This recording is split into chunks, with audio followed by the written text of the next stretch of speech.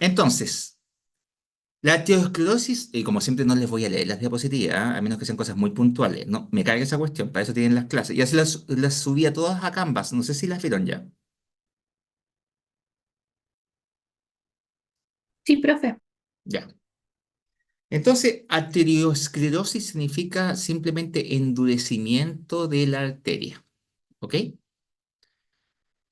Y eso incluye diferentes tipos de arteriosclerosis, entre las cuales está la producida por la placa de ateroma, que es la clásica, pues, la ateroesclerosis, ¿ya? Pero también hay otras, por la esclerosis calcificada de la media de Monkeberg, que es un proceso relacionado con el envejecimiento, y la arterioloesclerosis, que no es por placa de ateroma, es por otras causas, que también vamos a ver. Entonces, partamos por la ateroesclerosis. Tiene dos formatos distintos. Una se llama estría lipídica, que son esas lesiones que ustedes pueden ver ahí, como amarillentas, y se pueden ver incluso en la infancia, ¿ya? No tienen una importancia clínica, no generan patología, pero en cambio, voy a adelantar, la placa de ateroma sí es muy patológica, sí genera problemas serios, sí está relacionado a infarto, a atrofia, a isquemia, qué sé yo. Es interesante indicar lo siguiente, hay dos teorías grandes sobre la relación de estrella lipídica y placa de ateroma. Para algunas personas, y en realidad es como lo que se ha decantado más la comunidad de patólogos y científica en general, es que la estrella lipídica y la placa de ateroma son dos manifestaciones de una enfermedad, pero que tienen diferencias entre sí. Y la estrella lipídica aparece en personas muy jóvenes. De hecho, se detecta principalmente como hallazgo incidental en autopsia por otra causa. Hay mucha descripción de autopsias de soldados muertos que llegan y tienen estrellas lipídicas, que son cabros de 18 a 19 años. Eh, no tendría relación con la placa ateroma, serían dos espectros distintos del depósito de lípidos. Hay otros que creen que sí, que podría ser este el germen de la placa de ateroma. ¿Cómo veo histológicamente la estrella lipídica? Veo macrófagos espumosos debajo del endotelio. ¿Se acuerdan qué significa el macrófago espumoso? Alguien que me diga, alguien valiente, valienta, vamos.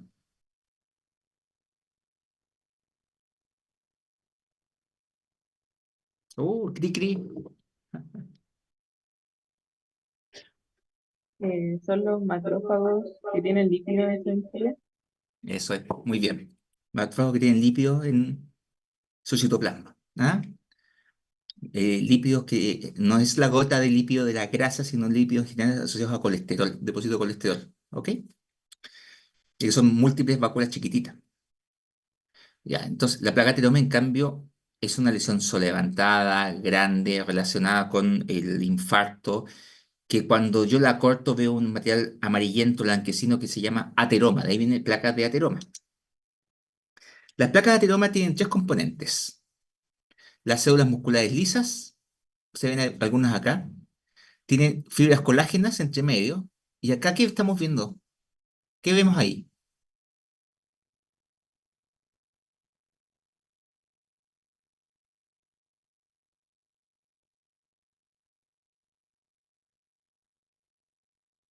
¿Qué será Grasa. eso?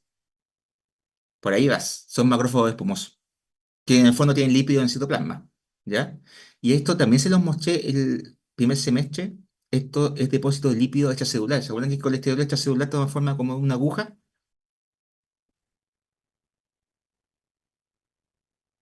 No sé si se acuerdan.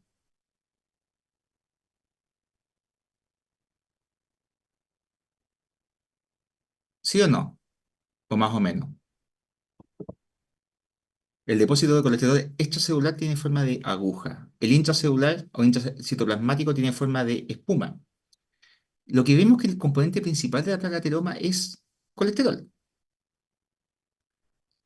Acá digamos, una foto más cercana de depósitos extracelulares. Los cristales de colesterol. ¿Se acuerdan ahora, no? Lo vimos cuando estuvimos depósitos celulares. ¿Se acuerdan? Sí, profe. Así como, ¿ya? Y ¿De dónde vienen las células espumosas? Son macrófagos.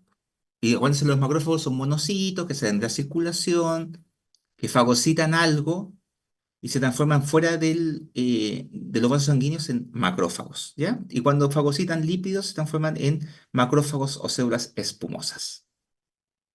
Ya, pues. Entonces la capa de la placa de ateroma, la placa de ateroma se forma por debajo del endotelio, ¿ya?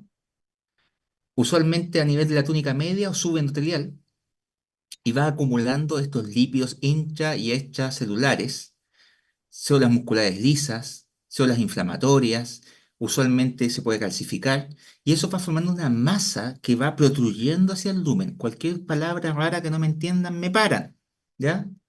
Va lentamente protruyendo hacia el lumen, ¿ok? Y eso se puede terminar complicando. Una posibilidad es que se calcifique. Como vimos en las clases del primer semestre, la calcificación distrófica es una calcificación que ocurre en cualquier tejido patológico. En este caso, este es un tejido patológico, un tejido que está acumulando un exceso de colesterol. ¿Ok? ¿Está Sí. claro? Ya. Recuerden que cuando Aquí tenemos empezó. un tejido... ¿Sí? ¿Todos bien? Ya. Recuerden que cuando tenemos un tejido que es elástico, pero hay una parte muy rígida, esa parte rígida se puede romper. ¿Ok? Porque esa parte rígida no es tan elástica, no se dilata con el resto de la estructura. Eso pasa con los vasos. Si tienes una parte calcificada, esa parte calcificada es más frágil. Y eso puede hacer que en esa zona el endotelio se rompa. Y eso es súper importante, la rotura del endotelio. ¿Ok? ¿Van bien? ¿Vamos claros hasta ahí?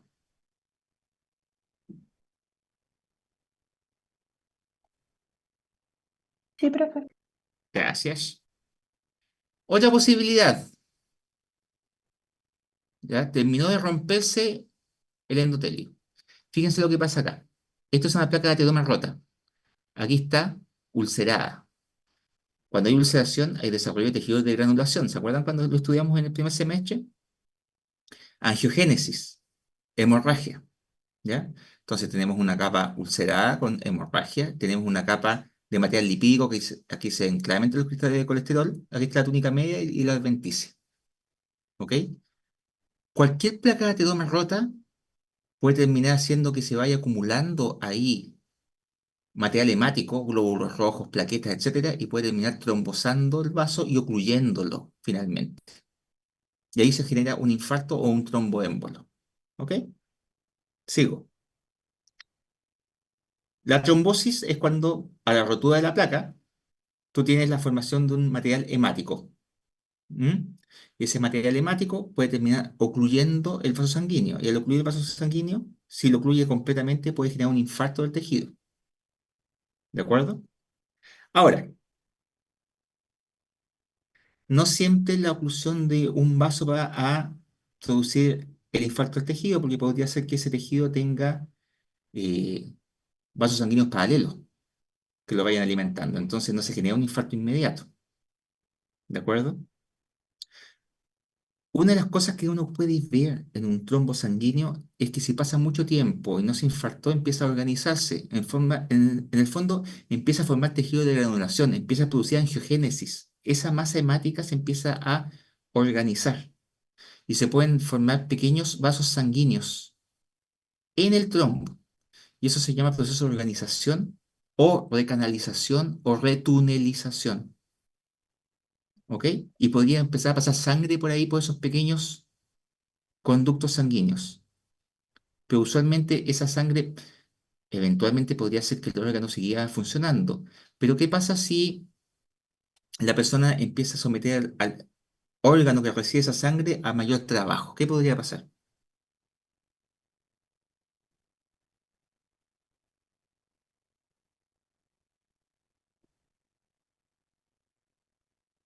Rompe. ¿Le ha pasado ya en clínica el asunto de cuando el paciente empieza con angina de pecho? Sí. ¿Y qué es lo que le tienen que preguntar al paciente cuando tiene una angina de pecho?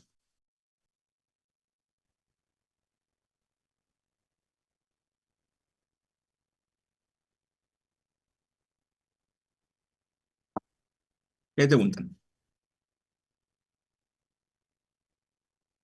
¿Hace La cuánto está así? ¿Se irradia? Sí, esa es una pregunta válida. Pero no le preguntan, por ejemplo, a mí me enseñaban esto. Cuando usted sube una escalera, le empieza a hablar el pecho, ¿no le enseñaron eso, esa pregunta? ¿Cómo que lo desencadena? Como que cuando hace algún tipo de esfuerzo empieza a doler el pecho, ¿en semiología les enseñaban eso? Sí, Sí. sí. Deben haberles enseñado. Ya, estamos estudiando anatomía patológica, que es la morfología que explica la alteración del paciente. ¿Por qué un paciente que no tiene angina de pecho en reposo empieza a presentar angina de pecho cuando hace más esfuerzo? Que suben los requerimientos de oxígeno.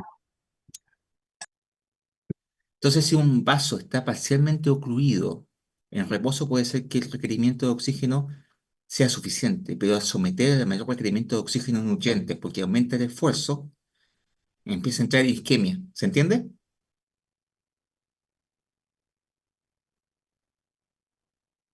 Sí, Un trombo parcial o recanalizado podría ser que siga entregando cierto flujo de sangre al órgano, pero sometido a esfuerzo, y estoy usando el ejemplo más clásico que es el corazón, podría ser insuficiente y presentar un infarto.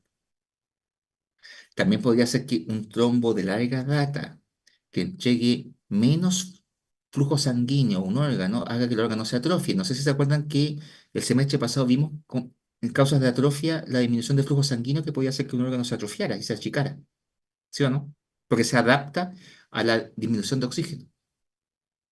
¿Se acuerdan? No sé si se acuerdan que había les mostré una foto de unos riñones atróficos. En Sí. un riñón lo mismo, exactamente. Felipe lo está diciendo acá. Eh, sigamos. ¿Va? Perdón, pero no me funcionó el mouse, se volvió loco. Espérense un poco. Le molesta que lo pase así porque este mouse está nuevo y no sé qué onda. Debe ser problema de usuario, pero se fue muy adelante. ¿Lo ven bien ahí igual? sí, profe. Sí, se ve bien. Ya. Otra posibilidad, una hemorragia. ¿Mm? Una hemorragia sin ruptura de la placa de ateroma. Dentro de la placa se rompieron, por ejemplo, los vasos sanguíneos de angiogénesis y se generó una hemorragia. Pero obviamente esa hemorragia va a empezar a generar una masa y esa masa puede empezar a empujar el endotelio, o sea, la túnica íntima, y terminar rompiéndola y la hemorragia finalmente terminar en una rotura de la placa de ateroma.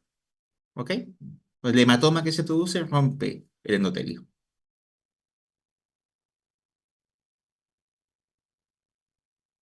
¿Les quedan más o menos claras las complicaciones de la placa de ateroma? Ruptura, hemorragia, calcificación y la más grave es la trombosis. ¿Estamos claros? Sí. ¿Todos bien? Ya. Me faltaba esta. Parece que el paciente tuviera 3 riñones, pero no, aquí está izquierdo, derecho, la aorta abdominal, la bifurcación de las ilíacas y acá la aorta abdominal se dilató enormemente.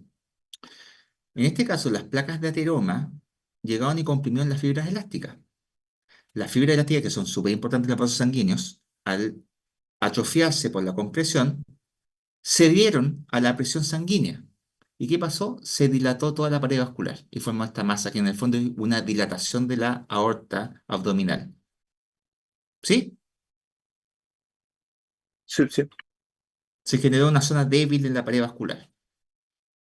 Ya. Otra posibilidad de la aterosclerosis es la calcificación de la media, que es benigna, porque no genera oclusión del lumen y está asociada al envejecimiento. Es súper común encontrarla en forma incidental en biopsias, por ejemplo. Lo veo cada rato cuando biopsias de úteros de señoras mayores que le sacan útero por prolapso, cosas por el mioma. De repente encuentro clasificación de la media.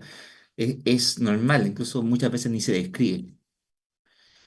Lo que sí podría describirse son las arteriolosclerosis y están relacionadas a algunas patologías sistémicas. La aterosclerosis se engruesa la pared vascular de arteriolas y eso usualmente se ve más bien en hipertensión arterial, ¿ya? Una es la hialina, ¿ok? Que se puede ver también en pacientes ancianos, pero es más frecuente en hipertensión arterial, en que hay un escape de proteínas del plasma hacia la pared vascular, ¿ya? Y también las células de la media empiezan a producir más proteína, entonces se produce un engrosamiento de la pared del vaso por productos extracelulares, ¿ok? El término hialino viene de hialos, en griego significa cristalino, y es porque todos estos productos, colágeno, fibrina, cosas por el estilo, en realidad son bastante translúcidos y se tiñen de rosado con la metoxilina de eosina. ¿Han visto estos cartílagos de pollo? Cuando están en el medio, que se ve una cosa blanquecina como transparente.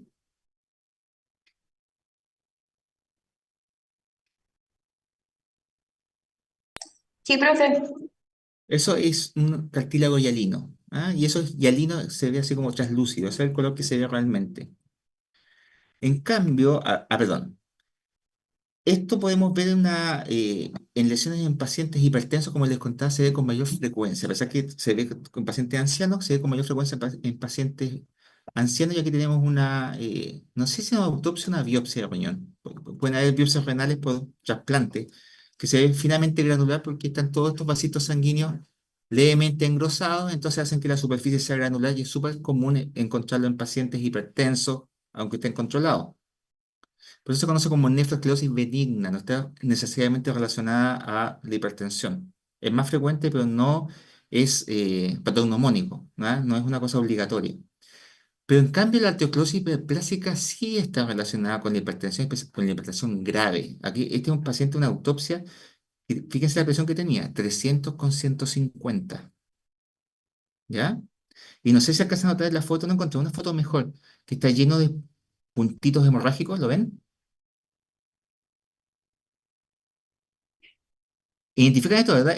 Esto es la corteza renal, esto es la médula, ¿ya? Y aquí está el sistema pilocaliciario. ¿Se ubican? Sí, sí. ¿Y se fijan que está lleno de puntos rojos? Sí. Son focos de hemorragia, ¿ya? Esto es una hipertensión maligna que empiezan a romper vasos sanguíneos y empiezan a haber pequeños focos de hemorragia. Esta es la forma de arteriosclerosis Profesor, hiperplásica. Dime, en la diapositiva anterior, un ¿esta? poco más antes, ¿Esta? esa. Sí, aquí donde se ve el engrosamiento. Este vaso debería ser... Mira, ¿estás viendo el cursor? Sí, Este vaso debería ser así, el lumen. mm, ¿Sí? sí, ¿Ves que esta parte está más delgada que esta? sí, Esta parte está engrosada, ¿sí? ya, bien. Ahora, Eso. en este otro, el engrosamiento es más concéntrico, porque acá toda la pared vascular está engrosada. Ah, Si te fijas, ¿cuántas células tengo aquí en la media? Una, dos, esta es de la íntima. Tengo como dos y esta es de la adventicia. Tengo dos células en la media, ¿sí? sí, Eso significa que se engrosó sin que haya aumentado el número de células. ¿Me sigues la idea? sí, Compárala con esta. Mira la cantidad de núcleos que tiene. muchísimos. ¿Qué es la hiperplasia? El aumento de la masa celular por el aumento del tamaño, perdón, el aumento del número de células. ¿Se acuerdan o no? Sí, Sí, profe. Entonces acá lo que tienes es un aumento del número de células y es una respuesta de los vasos sanguíneos frente al aumento de la presión arterial, ¿ya? Que se genera un aumento del número de células, a veces aumento del número y del tamaño individual de cada célula, pero como estudiamos el primer semestre, la hipertrofia celular es un elemento mitogénico. Si crece mucho la célula, termina dividiéndose. Entonces la hipertrofia se transforma en hiperplasia. ¿Ok? Entonces aquí tenemos una arteriosclerosis hiperplásica, ¿ya? Clásica de la hipertensión arterial y que puede terminar necrosándose. Entonces ahí tenemos otro tipo de engrosamiento arterial que no es placa ateroma, sino que es engrosamiento de arterias de pequeño calibre, de arteriolas, por el aumento del número de células. En el caso de la arteriosclerosis hiperplásica, el nombre lo dice todo, es hiperplásica. Y acuérdense que hiperplásica significa aumento de la masa celular por aumento del número de células. Así que si tienen ese concepto de primer semestre y llegaron a este semestre, se supone que no pueden equivocarse cuál es la causa de engrosamiento de la pared vascular. ¿Ok? ¿Sí o no?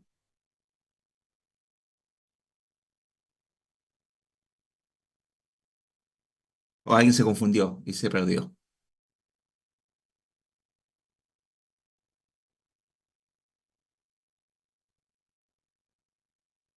Lo repito.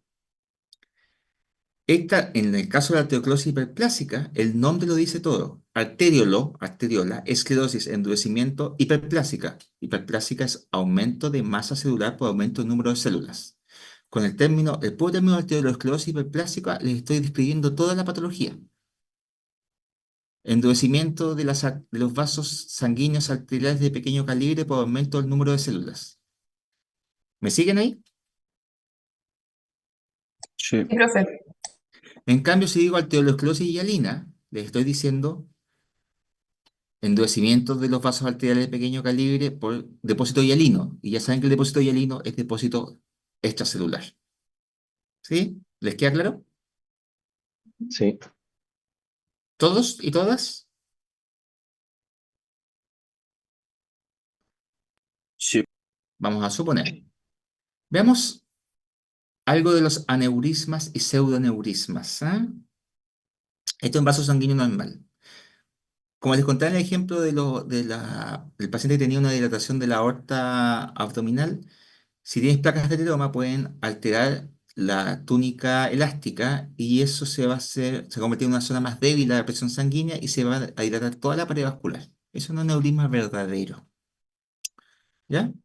Pero también hay aneurismas falsos o pseudoaneurismas o hematomas disecantes, que es lo siguiente, en un punto débil del vaso sanguíneo, que es usualmente también una placa ateroma, por ejemplo, un punto en que esté rigidizada la pared vascular por una calcificación, o en un paciente que tiene una alteración congénita de la túnica, de las fibras elásticas que hace que sean más débiles, lo vamos a ver en un rato, se rompe el vaso sanguíneo, pero se rompe parcialmente, ¿ya? Acuérdense que un vaso sanguíneo tiene tres túnicas, ¿sí? Endotelio o íntima, media y adventicia. Si se rompe parcialmente el vaso sanguíneo y empieza a acumularse sangre en el espesor de la pared del vaso sanguíneo, esa sangre se organiza, forma un hematoma. Pero como sigue entrando sangre por ahí, ese hematoma empieza a crecer y empieza a separar las fibras de la pared vascular, porque todavía no se ha roto. ¿Ya? El momento que se rompe, el paciente morirá, probablemente, depende de la importancia del vaso. Pero supongamos que es una aorta. ¿Han oído hablar del hematoma disecante de la aorta?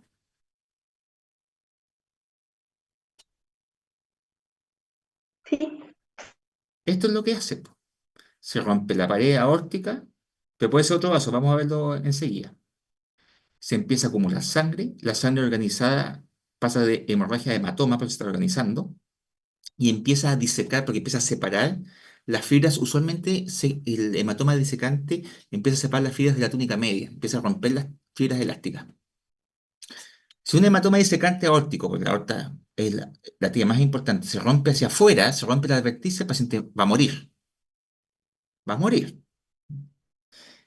Si el hematoma llega y por algún motivo se genera una rotura hacia adentro, se va a generar una especie de bypass y el paciente puede ser que sobreviva, pero obviamente es un paciente de altísimo riesgo. ¿Queda claro hasta ahí?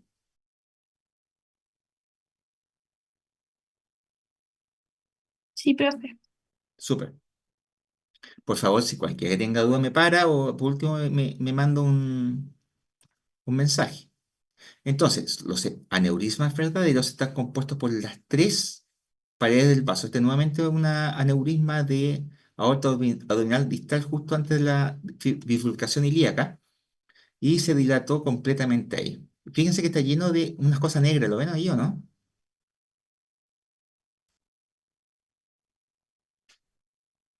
Está abierto este vaso. ¿Ven ahí que tiene un contenido negro? Sí.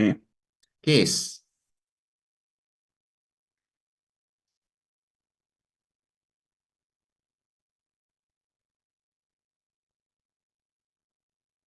Sangre.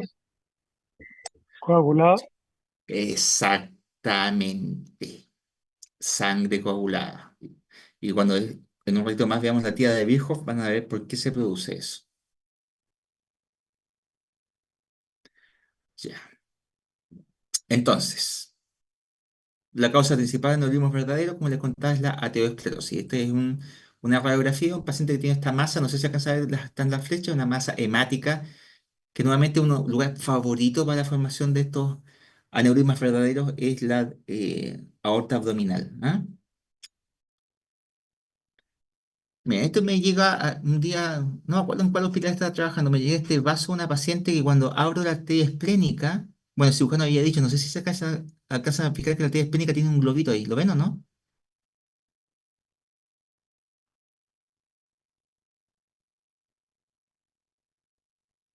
Sí, profe. ¿Se alcanza a cachar eso? Ese Sí. globito, esa es la arteria. Y aquí la abro la arteria y la arteria, miren, el lumen va ahí como de 2 milímetros, realmente, pum, hace como 2 centímetros, miren.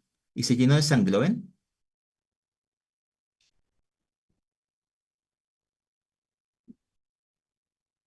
Sí, profe. Aquí tienen el lumen de la arteria esplénica y acá está el hematoma disecante que está justo en la pared del vaso. Miren, aquí está el vaso sanguíneo, lo estoy siguiendo con el cursor. Y aquí se llenó de sangre, ¿ya? Aquí en este mismo caso, hice una tinción para fibras elásticas. Y miren cómo las fibras elásticas que se ven onduladas de color café oscuro, aquí se abrieron. No sé si se entiende el mono. Y se empezó a acumular sangre aquí,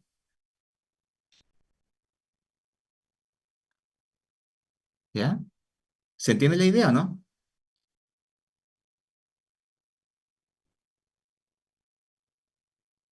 Sí, profe, sí se entiende. Ya. Entonces lo que tenemos acá es un hematoma disecante de la arteria esplénica.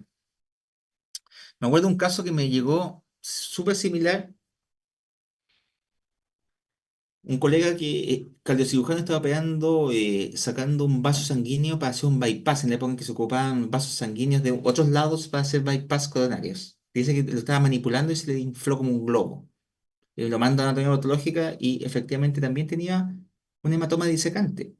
¿Por qué? Porque ese paciente tenía una patología de base que genera con mayor facilidad la ruptura de las fibras de la túnica elástica.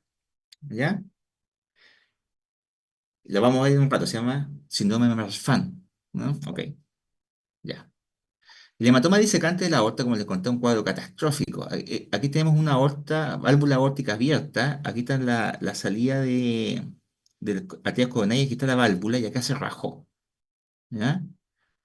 Y ahí está el punto en el cual salió una gran cantidad de sangre y que mató al paciente. Aquí tenemos otra. Esto es el válvula cardíaca, esto es mirado por dentro. Esto es por dentro del callado de la aorta. Aquí está la salida de los tres grandes vasos, brachiocefálico, carótido, subclavia. ¿Se ubican más o menos, no? El lumen de salida. Estamos viendo por dentro del vaso, ¿se entiende? Sí. Y aquí se rompió. Y esta ruptura se ve ahí. Cómo entró la sangre. Esta es la íntima, esta es la media. Acá se rompió y empezó a organizarse la sangre, el hematoma, en la espesor de la pared vascular. En este caso interesante, el paciente igual se murió, pero se rompió, se empezó a formar el hematoma. Este es el hematoma partido en dos, ¿ah? Porque se cortó longitudinalmente con la tijera cuando se abrió la aorta. Y después volvió a entrar. Pero finalmente debe haberse roto, igual el paciente murió. ¿Se fijan la superficie interna de la aorta que es súper irregular? ¿Por qué es tan irregular? Ese es el ¿Placas de error. ateroma? Está lleno de placas de ateroma, una cosa impresionante y no es tan infrecuente. A mí me pasaba cuando, en época se hacían muchas autopsias cuando yo me formé como patólogo. Me tocó mucho ver esto y cuando tú cortabas, porque uno toma la aorta y la corta con la tijera de disección en forma longitudinal y realmente la tijera crujía, literalmente crujía. Porque iba cortando placas de ateroma calcificadas que están en toda la pared del vaso, una cosa bien, bien impresionante. Aquí tenemos un pseudoneurisma formado en un vaso periférico, ¿ya? Y aquí el lumen original, y este es un falso lumen. Lumen original y el falso lumen que está originado por el hematoma disecante que se metió ahí y empezó a romper las paredes del vaso, que es más o menos lo mismo que les había enseñado en la arteria esplénica. Ya. Como les comentaba con el caso este del colega que estaba operando un paciente que se le infla en las manos literalmente el vaso sanguíneo que estaba manipulando, esto se puede ver con mayor frecuencia en pacientes que tienen el síndrome de Marfan. El síndrome de Marfan que deben haberlo visto seguramente en semiología, que hablan siempre de pacientes marfanoides, alto, flaco, desgarbado, con hiperlaxitud ligamentosa. ¿Lo han escuchado? Sí, Tiene alteraciones del colágeno. Y una alteración del colágeno que forma parte del síndrome de Marfan es la degeneración quística de la media o enfermedad de Erheim. Entre las fibras de la túnica media se depositan mucopolisacáridos, que acá se ven de un color azul muy bonito porque están teñidos con azul alcián, una tintura que tiñe los mucopolisacáridos. Y esos mucopolisacáridos empiezan a fragmentar las fibras de la túnica elástica y se empiezan a formar estos hoyitos, ¿ya? Por eso le llaman degeneración quística, pero no son quistes verdaderos. Lo que pasa es que se empieza a cortar la fibra elástica.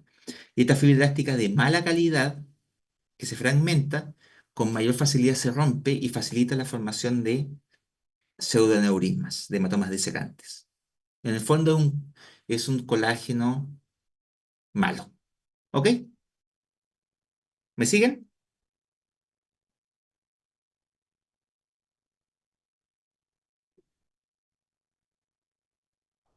Sí, profe. Ya. Ya. Trombosis es la formación de una masa hemática sólida entre los vasos sanguíneos. Y esto está relacionado con una cosa que se llama tríada de Virchow. Rudolf Virchow es el fundador de la anatomía patológica moderna. ¿Ah? Entre paréntesis, este servicio fue fundado por Marcel Westeneffer, que es un discípulo de Virchow, que en los años 30 llegó a Chile porque el gobierno de Chile mandó a buscar a Alemania, que era como la cuna de la anatomía patológica, algún patólogo que impulsara la anatomía patológica en Chile que existía desde antes, pero estaba muy estancada. Entonces llegó Westeneffer y fundó una cachada de servicios de anatomía patológica. Ya, todavía tenemos acá bustos de Westeneffer, eh, bustos de Virchow, ¿ah? Placas originales de años 30. Bueno, entonces, Westeneffer llega y dice que hay una tríada, perdón, Virchow, hay una tríada que produce el trombo. Y el elemento más importante es la lesión del endotelio. Cuando tienes una lesión del endotelio, se expone el tejido subendotelial y eso favorece la llegada de plaquetas, material hemático y forma el trombo, la masa hemática. Pero otros elementos que ayudan a la formación del trombo es la hipercoagulabilidad de la sangre, que puede ser por un factor genético o una alteración adquirida, o puede ser una hipercoagulabilidad local, ¿ok? Y flujo sanguíneo normal, que usualmente se relaciona con placas de ateroma o con dilataciones de los vasos sanguíneos, porque eso va a generar un flujo turbulento.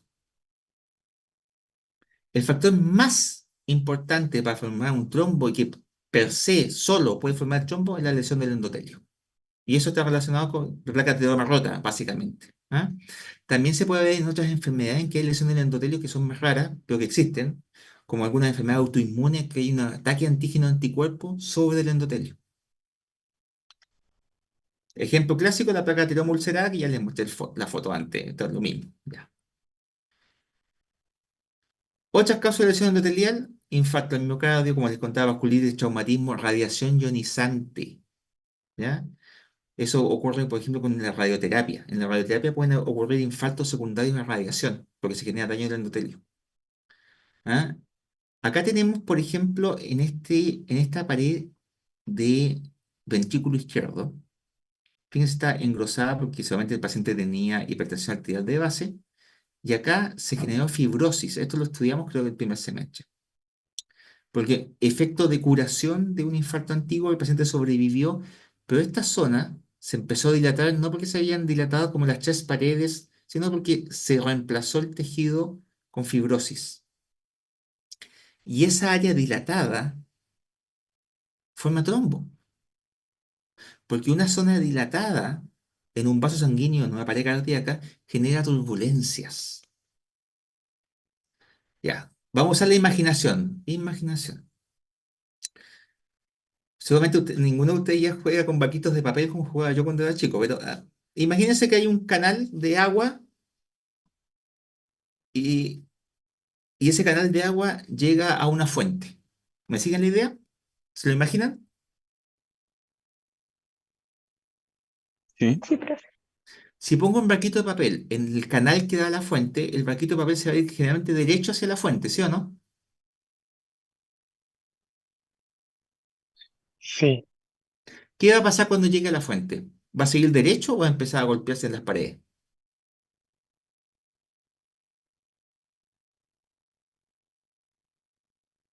Se va a golpear. Va a empezar a girar dentro de la fuente, ¿sí o no? Sí. ¿Por qué? Porque el flujo se hace turbulento. Cuando vas en la canaleta, el flujo es laminar. Cuando llegas a la fuente, el flujo se hace circular y empieza a golpear las paredes de la fuente. Lo mismo pasa con una dilatación. Cuando vas por el vaso sanguíneo, el flujo es laminar. Si llegas a una dilatación, el flujo se hace turbulento y el barquito de papel o los elementos figurados de la sangre o las plaquetas empiezan a golpear las paredes del vaso. Y esa turbulencia se conoce como fuerzas de cizallamiento y pueden terminar rompiendo el endotelio. ¿Se entiende? Sí, profe. Ya. Entonces, la alteración del flujo normal de sangre que tiene flujo laminar, y aquí tenemos, por ejemplo, una placa ateroma que genera el flujo alterado con las fuerzas de cizallamiento y puede romper el endotelio. El mismo ejemplo, les puse la aneurisma de antes, es muy buena esta foto, no es tanto, no encontré una mejor. Va el flujo acá, y cuando llega a esta zona, empieza a hacerse turbulento, golpea, golpea, golpea, golpea, golpea, perdón, lo saqué, golpea, golpea, y empieza a formar ruptura del endotelio, y la ruptura del endotelio genera trombosis. Y por eso, en esta otra foto que habíamos puesto antes, la vamos a buscar, ¿dónde está? Ahí, acá iba el flujo sanguíneo, flujo turbulento, cizallamiento, trombosis, ¿entiende? Sí, profe. Perfecto. ¿Todos claros o no? ¿Hay alguien que haya quedado atrás, que no haya entendido algo? ¿O que repita algo?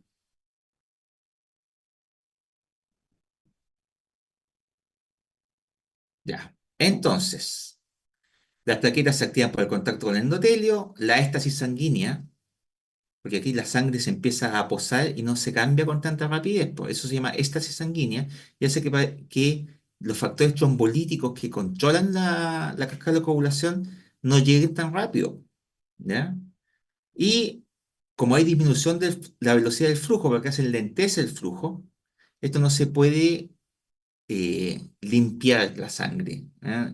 No hay clearance, una depuración tan adecuada, lo que genera entonces flujo turbulento, ruptura del endotelio, el lentecimiento de la llegada de los elementos trombolíticos y los elementos que activan la carga de la coagulación no se pueden filtrar adecuadamente por el tipo de flujo y se forma el trombo. O sea, tienen los tres elementos de la tríada de Virchow: lesión endotelial, flujo sanguíneo normal y se genera hipercoagulabilidad porque se activan los factores de la coagulación y no se pueden lisar porque no llegan rápidamente los factores trombolíticos que los equilibran. ¿Sí? ¿Se entendió? Sí, profe, se Sí, entendió. profe. Perfecto. Lo más importante es que se entienda. ¿Ah? Ya. Entonces, acá tenemos otro ejemplo, lo mismo, pero en este caso un infarto antiguo del corazón, se dilató esta parte de la pared cardíaca porque se fibrosó por efecto del infarto, acá se genera éstasis sanguínea y se genera un trombo. ¿Ah?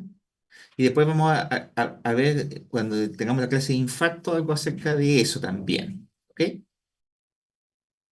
Ya. La hipercoagulabilidad puede ser local, puede ser generalizada, puede ser primaria por un trastorno genético, puede ser secundaria, por ejemplo, algún medicamento que está produciendo aumento de la coagulación. Este es bien dramático esto, es una amputación de una bobita de 20 días de vida. 20 días de vida. Y tuve que empezar a amputarle extremidades. ¿Por qué? Porque tenía un déficit de proteína C. Y la proteína C, no sé si esto tiene que haber estudiado en fisiología o lo van a estudiar. La proteína C y la S son proteínas que forman parte del control de la cascada de la coagulación. ¿Ok? Y como esta guagua no tenía esta proteína C, estaba llena de trombitos. Esta es la biopsia de la pierna de la guagua. A mí me tocó ver un ejemplo dramático de esto. No tengo fotos porque en la época que hice la beca usábamos fotos analógicas, entonces eso está en el hospital, no es fácil sacar copia. Me acuerdo un paciente obeso mórbido que me dicen que hay que hacerle autopsia. Obeso mórbido, sí. Y lo estaban operando para ponerle una malla de material protésico porque tenía una hernia abdominal muy importante por una cirugía previa. Y resulta que nunca despertó de la cirugía. eh, Estuvo permanentemente en UCI y finalmente fallece un shock grave. Y yo cuando empiezo, saco la malla abdominal, empiezo a abrir y sacar los órganos, todos los órganos necróticos, cabrón, necróticos. Es la autopsia más desagradable, pero una de las más interesantes que me ha tocado hacer. Porque está todo necrótico hediondo. O sea, yo sacaba los intestinos, me rompían en las manos, sacaba el estómago lo mismo, el vaso infartado. ¿Qué carajo? Es decir, cuestión así como todo muerto, así, pero necrótico, mal. Como si hubiera estado muchos días muerto. Y cuando abro la aorta, el paciente tenía un trombo que ocupaba prácticamente toda la aorta abdominal. Había nacido una placa ateroma y ocupaba toda la aorta abdominal y se propagaba, que vamos a verlo adelante, el concepto de propagación, a través de varias arterias importantes de la pared abdominal, la coronaria estomática, la esplénica, y por eso se habían infartado todos los órganos abdominales. Obvio que ese paciente se murió, pues, si estaba con placas, perdón, con trombos propagados por todos los vasos importantes de la cavidad abdominal. Bueno, yo le saco foto de eso, me pongo a revisar la ficha y el paciente, ¿se acuerdan que les conté que tenía una hernia abdominal que habían entrado a operarlo para ponerle una malla por la hernia?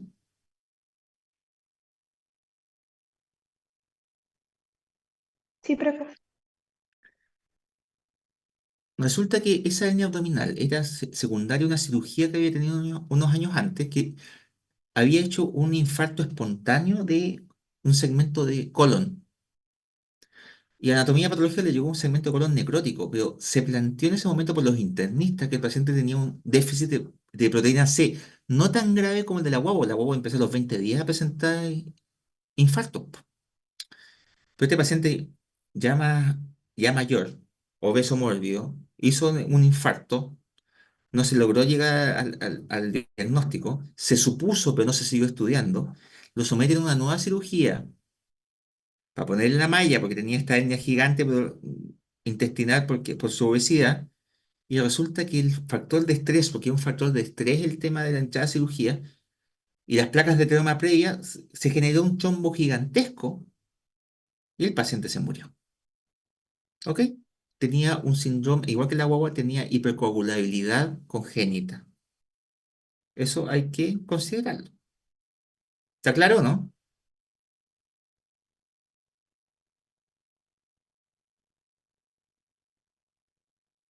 Sí, profe. Ya, alguien me hizo una pregunta. Entonces, en el caso de bebés sin proteína C, ¿cuánto tiempo de vida puede alcanzar? Lo más probable es que esa guagua ya haya muerto y murió dentro del mismo mes, porque era como demasiado grave.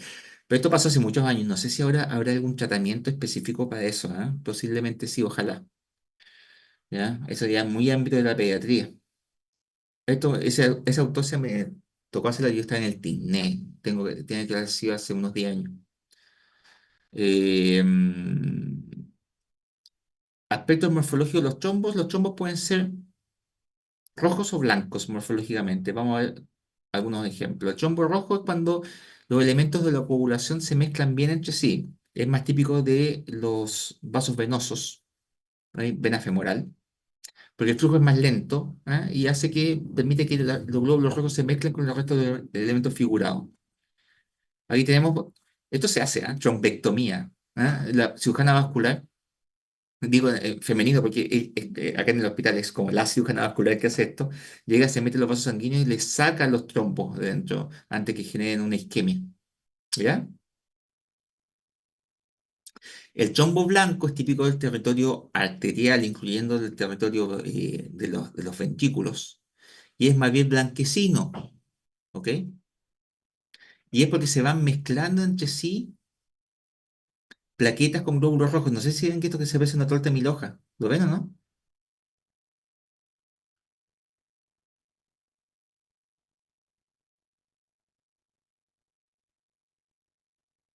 Se ve más blanco, ¿sí o no? Sí, profe. Ya. ¿Por qué torta de mil hojas? Rica torta de mil hojas. Mira, ahí está rojo, pum, pum, blanco. Y esto es un caso de una paciente que le operaron aneurisma, que en realidad es una pared fibrosa, un infarto antiguo, que en ecocardiografía le encontraron esto es la pared del ventrículo izquierdo. Esto lo vamos a ver más adelante, creo que tenemos una clase donde hablo de este caso. Y tenía este enorme trombo, entonces decidieron operarla, hacerle cardiocirugía para sacar la pared fibrosa del corazón y el trombo antes que embolizar y matar a la paciente. Y la paciente sobrevivió. ¿Ah? Ah, me encanta la torta de mil hojas, pero oye, imagínate los patólogos que siempre usamos ejemplos como necrosis gaseosa, como que se puede queso crema, cosas por el estilo, así que, señor. Ya. Evolución de los trombos, posibilidades. El trombo se disuelva, lo mejor. Ustedes saben o han oído hablar que cuando un paciente tiene signos de isquemia cardíaca cerebral, lo más importante hay un tiempo que se llama como una hora dorada, el- en que si yo doy elementos fibrinolíticos, medicamentos, puedo hacer que el trombo se disuelva y el paciente pueda recuperar la función cerebral o cardíaca. ¿Ah? Eso es una medida que se da en servicios de urgencia. Embolización, que el trombo se rompe y empieza a circular por la sangre. Propagación, que es lo que pasaba con les contaba el paciente obeso que tenía déficit de proteína C. El trombo empezó a propagarse y empezó a obstruir vasos de diferente calibre.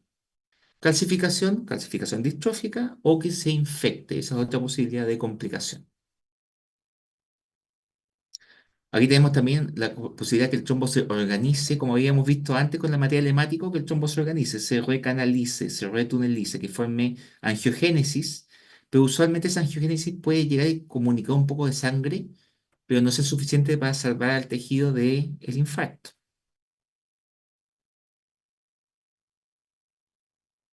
Y antes de pasar a embolia, ¿quedaron claros los conceptos, no?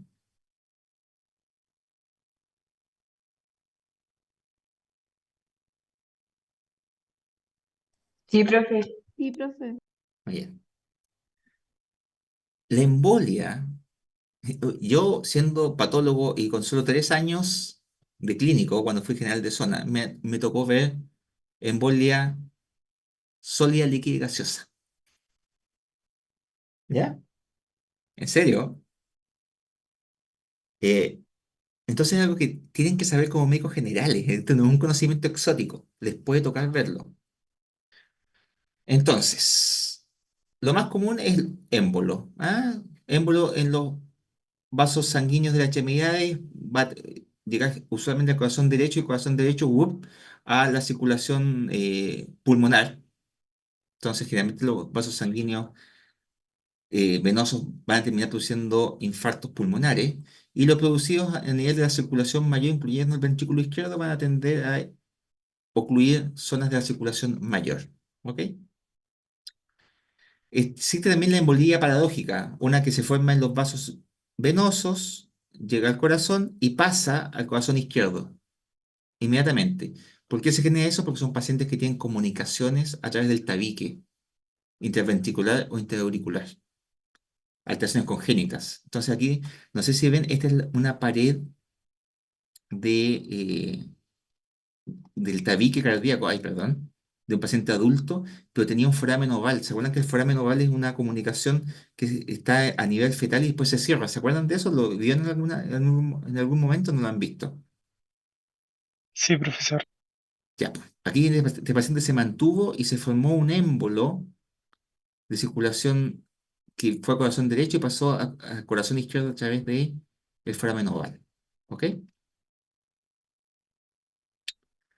La embolía pulmonar casi siempre tiene origen en extremidades inferiores, no en las varices. ¿Ah? Las varices se verán muy feas, pero en general no son peligrosas porque si se genera un émbolo ahí, se mantiene en la variz, porque las varices son superficiales y para llegar a la circulación profunda tiene que pasar a través de las venas penetrantes que son muy finas. Entonces, usualmente, menos mal, las varices no son, yo tengo varices, las varices no son una causa de embolía pulmonar, pero sí la circulación profunda, como poplitea femoral ilíaca.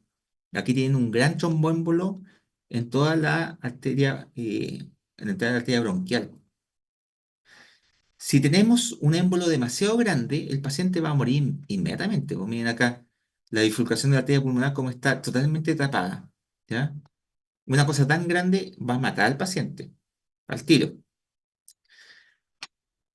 Se calcula que eso es, si hay más del 60% del lumen de la arteria pulmonar ocluida, se va a generar una muerte por infarto pulmonar, por cor pulmonar agudo. El cor pulmonar significa que bruscamente el corazón derecho no puede bombear sangre hacia el corazón, hacia el pulmón y hacia la circulación pulmonar porque está ocluida por un tromboémbolo.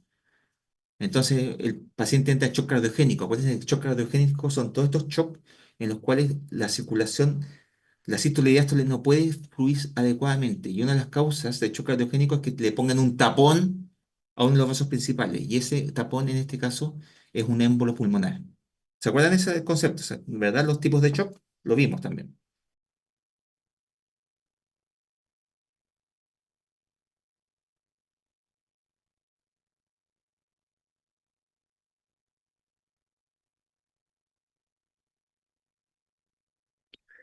Shock cardiogénico. Falla sistémica de los tejidos debido a una falla de la función cardíaca. En este caso, algún vaso grande que está cercano o saliendo del corazón está totalmente ocluido. Es como si le pusieran un corcho a la salida del corazón. Entonces, el corazón trata de fluir la sangre, pero la salida de la arteria pulmonar está ubicado un gran émbolo. Entonces, la sangre no puede fluir por la arteria pulmonar, no se genera la circulación cardíaca y el paciente muere. ¿Se entiende? Sí, profe. ¿Sí? ¿Todos? Sí, profe. Ya. Si ocluye menos del 60%, puede ser que el paciente en el momento no sienta nada, y eso lo que dice que casi todas las embolías pulmonares son clínicamente silentes porque son pequeñas, pero van a ir generando de a poco oclusión de vasos sanguíneos más pequeños que al generar isquemia localizada y pequeña, va a generar fibrosis. Y ese corazón se va a ir disminuyendo su capacidad ventilatoria porque está fibrosado. Y eso se llama cor pulmonar crónico, porque la fibrosis pulmonar va a hacer que el paciente progresivamente disminuya su capacidad pulmonar y empiece a tener más disnea. ¿Sí? Sí, profe.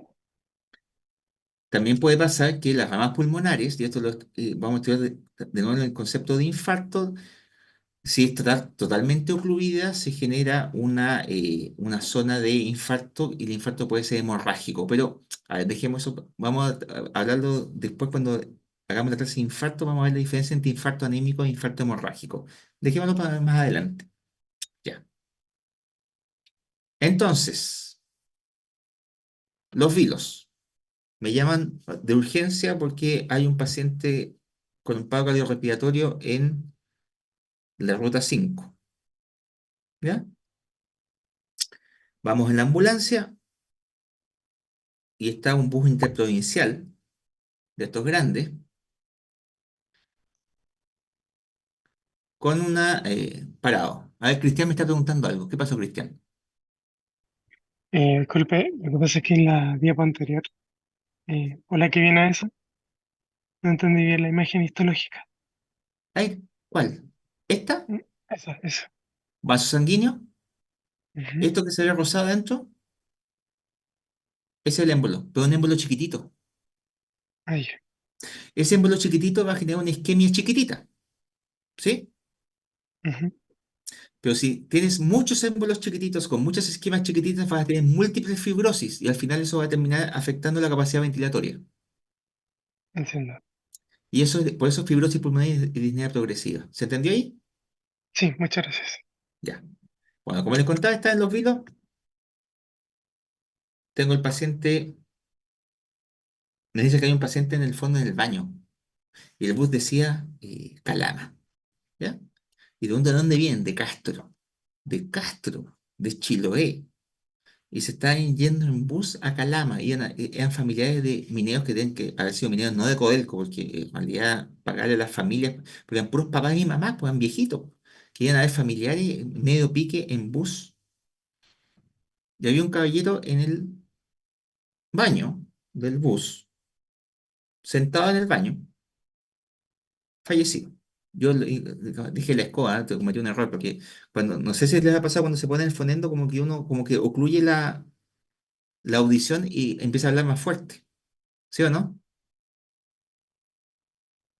Sí, sí. Entonces yo le digo al colega que está atrás mío, no, si está fallecido, y le digo muy fuerte, y toda la gente que está atrás se pone a llorar y a rezar, y más encima está la señora del paciente. Bueno, lo llevamos al hospital con autorización del juez, porque en esa época no habían fiscales, y había que trasladar al fallecido.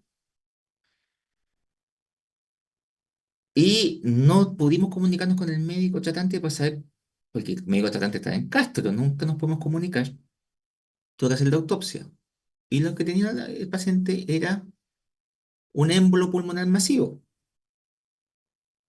¿Y por qué fue el émbolo pulmonar masivo? ¿A alguien se le ocurre?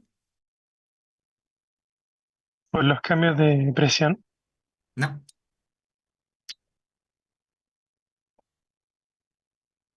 No han oído hablar que los viajes largos en avión hay, hay peligro de émbolo porque las venas se vuelven, están mucho tiempo detenidas sin producir flujo porque no estás caminando y ahí se pueden generar émbolos. ¿Han escuchado hablar de eso, no? Sí. Bueno, no solamente en avión. Aquí esta gente lleva muchas horas en bus, sentada también, ¿ya? Y finalmente este caballero, que tenía patologías de base, hipertenso, qué sé yo, generó un émbolo pulmonar que lo mató, ¿ok? Embolía sistémica se origina casi siempre en el corazón. Por ejemplo, acá tenemos un trombo en relación a una cicatriz de un infarto previo y se va a la circulación mayor. Es como el mismo concepto, pero original el corazón, circulación mayor. Hay otras fuentes menos frecuentes como placas ulceradas, aneurisma de la aorta, vegetaciones, endocarditis infecciosa. Hay un caso. Acabo de hablar del segundo caso de autopsia más interesante. El primer caso de autopsia más interesante del mundo mundial. Me toca también en la beca, que me llaman porque hay un cabro como de 25 80 años que venía de San Carlos, que están operando en el Instituto Nacional del Tórax, porque tenía un quiste diatídico. Esto lo tienen que haberlo visto con la decana, los quistes diatídicos, los parásitos. Sí, profe. Bueno, tenía un quiste diatídico gigante en la aorta abdominal y tenían que operarlo perdón, en la aorta torácica y tenían que operarlo para resecarlo. Entonces lo mandan de San Carlos al hospital de tórax. Lógico. Y estaba tan pegado a la aorta que tenían que hacer circulación extracorpórea. Cuento corto es que llaman por teléfono desesperado porque estaban operándolo y el paciente se muere, ¿no? Yo al día siguiente estoy haciendo la autopsia, tomo el corazón, abro la arteria coronaria y salen quistes diatídicos de la arteria coronaria.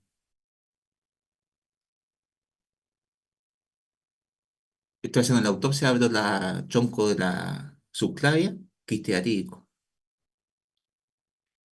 Abro carótida, quiste diatídico.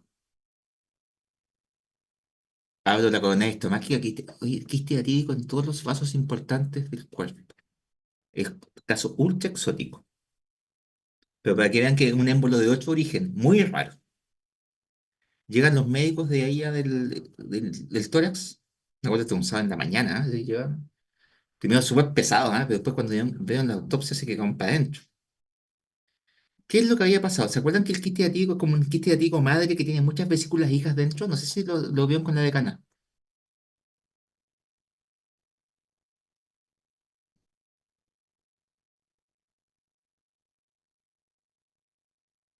¿No? Los voy a acusar, ¿ah? Les voy a preguntar a la doctora Muñoz. A ver, ¿alguien está acusando? Todo de edad. Sí, lo vieron con él. Bien, imagínense los quistes, un globo lleno de ollejos de uva, así se parece al quiste diabético, ¿ya? Uva reventada. Y lo que pasó fue que este quiste diabético madre gigante que estaba pegado a la aorta torácica, en el momento que hacen circulación extracorpórea, aparentemente por alteración del flujo, por flujo turbulento, se rajó la endotelio. Y todas las vesículas hijas se aspiraron a la circulación. Y por eso el paciente hizo émbolos parasitarios masivos y murió de un shock cardiogénico. Imagínense todos los vasos importantes taponados por vesículas. Y yo quería publicar el caso y no me dejaron. ¿Se entendió más o menos lo que pasó?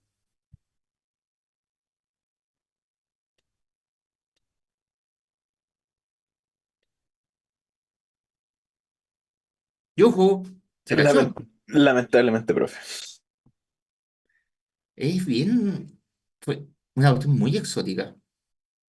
Ya, entonces, he visto émbolos sólidos, he visto. De líquido amniótico se describe que cuando se puede romper el útero y pasar líquido amniótico a la circulación. ¿Ah? Eso a mí me ha tocado casos de sospecha, pero nunca me ha tocado verlo. Embolía gaseosa sí me ha tocado verla. Eso es muy interesante. Me tocó embolía gaseosa así, ¿de dónde? Bueno, llego, a ver, otra pregunta al chat. ¿Por qué no me dejaron publicarlo? ¿Por qué no? No sé, porque querían evitar la demanda. En realidad no es negligencia médica, pero yo ya terminé la beca en el 2001 y en esa época empezó el temor a la demanda médica, po. ¿Se acuerdan que les contaba en la primera clase que tuvimos en el primer semestre que las autopsias habían caído a piso, pero ya los médicos dejaron de pedirla? El principio de la autopsia era descubrir las causas de muerte, pero podían descubrirse causas en las cuales podrían las familiares discutir que hubo negligencia. Entonces, a nivel internacional, las autopsias cayeron a piso. Ya no se hacen autopsias, a menos que sean médicos legales, ¿no? Porque sean médicos legales, una causa de muerte indeterminada, entonces, y en ese caso, la justicia llega y hace la autopsia. El servicio médico legal pertenece al Ministerio de Justicia, no al Ministerio de Salud. Entonces, pues, yo por ahí no me dejaban publicarlo. Ya. Vamos con el émbolo gaseoso. Llego a los vilos. Es típico cuando uno, general de zona, empieza ahora le dicen EDF. No sé para qué le cambien el nombre. Bueno, iba caminando por los vilos y me doy cuenta cerca de la capitanía de Puerto que hay muchos hombres de 30 40 años cojeando. Cojeando. Varios hombres. Y pregunto, ¿qué son? ¿Por qué están cojeando? ¿Qué onda? Y me dicen, son buzos. Y resulta que ustedes saben que cuando un buzo llega y nada en profundidad, los gases que están disueltos que aspira a través de, no sé, por el snorkel, rápidamente se licúan por aumento de presión atmosférica bajo el agua.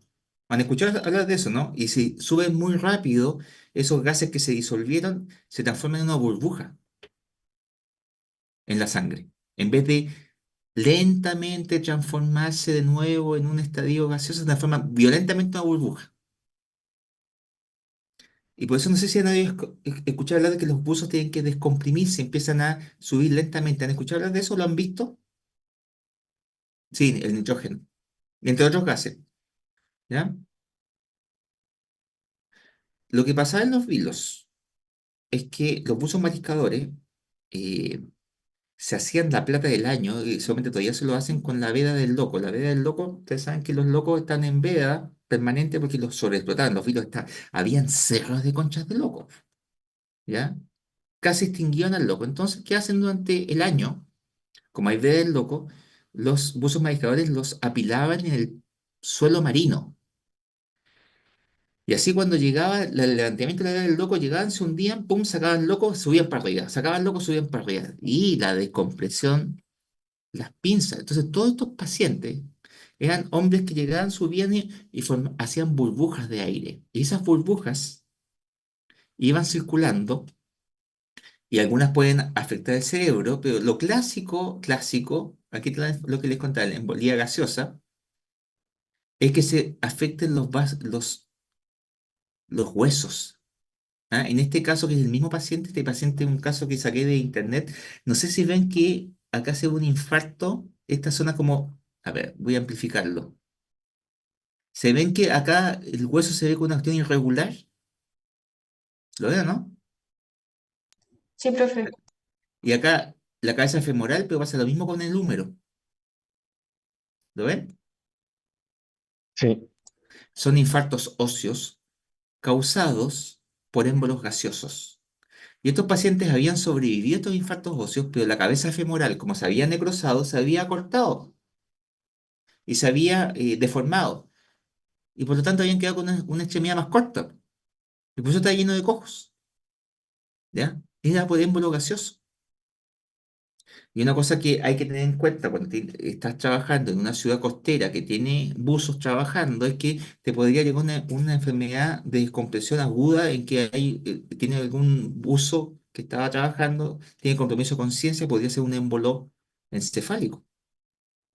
Voy a hacer un ejemplo que siempre le hago a los alumnos.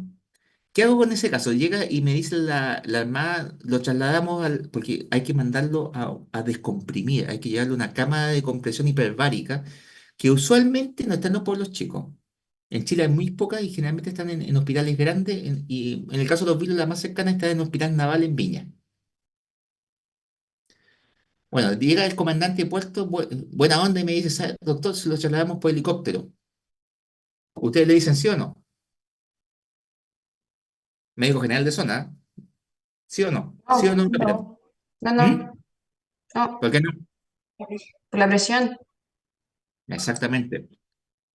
Si tú lo subes más arriba, disminuir la presión atmosférica, ese émbolo que estaba en una parte puede empezar a moverse y empezar a ocluir otras partes más importantes y el paciente llega muerto.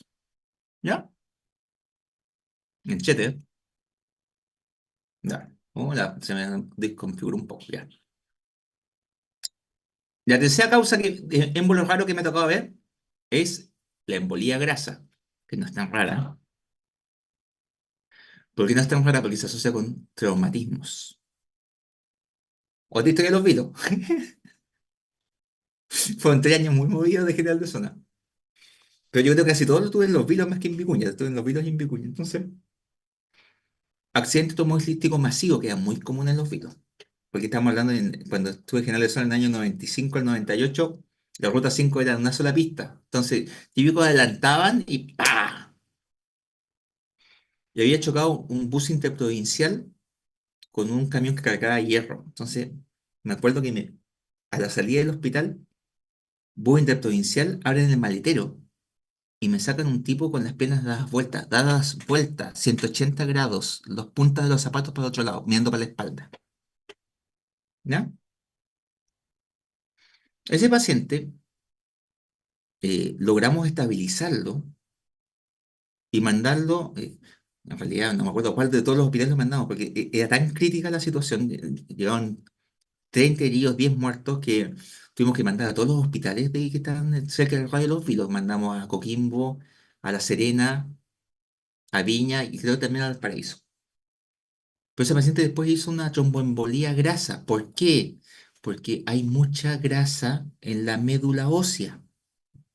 Entonces, al romperse el hueso, especialmente huesos grandes como los fémures, que en este caso, se genera una embolía grasa. La embolía grasa tiene la tendencia por mecanismos bioquímicos, a no quedarse solamente en la circulación mayor o menor, sino que a atacar el encéfalo. ¿Ya? Hay una especie de predisposición que ya es muy compleja para esta altura del día, del émbolo a irse hacia el encéfalo. Como en este ejemplo que se usó tinción oil red o sudán rojo para teñir múltiples émbolos de grasa en esta autopsia. ¿Ok? Entonces, el émbolo graso puede terminar afectando microcirculación cerebral, también pulmonar. En este caso hay una corte por congelación de pulmones, esto se lo expliqué el primer semestre, que si el tejido lo someto a las técnicas usuales de histología, se disuelve la grasa. Por eso si sospecho grasa, tengo que hacer congelación. ¿A qué se congeló? Y se tiñó en émbolos pulmonares con tinción roja. ¿Ya? Entonces, como médico general, me tocó ver casos de embolía gaseosa y embolía sólida de tipo trombótica, hemática, que es lo más común, pero también de tipo grasa, ¿ok? Aunque en realidad, en rigor, yo no vi el efecto de la embolía grasa. Y supe que el paciente había evolucionado con eso en el hospital al cual se tuvo que derivar de urgencia. Ya, esa es la última diapositiva. Ya vamos a la parte, vamos a hacer cortita la parte práctica porque ya me cansé. ¿Cómo están ustedes? ¿Están muy cansados? ¿Cuántos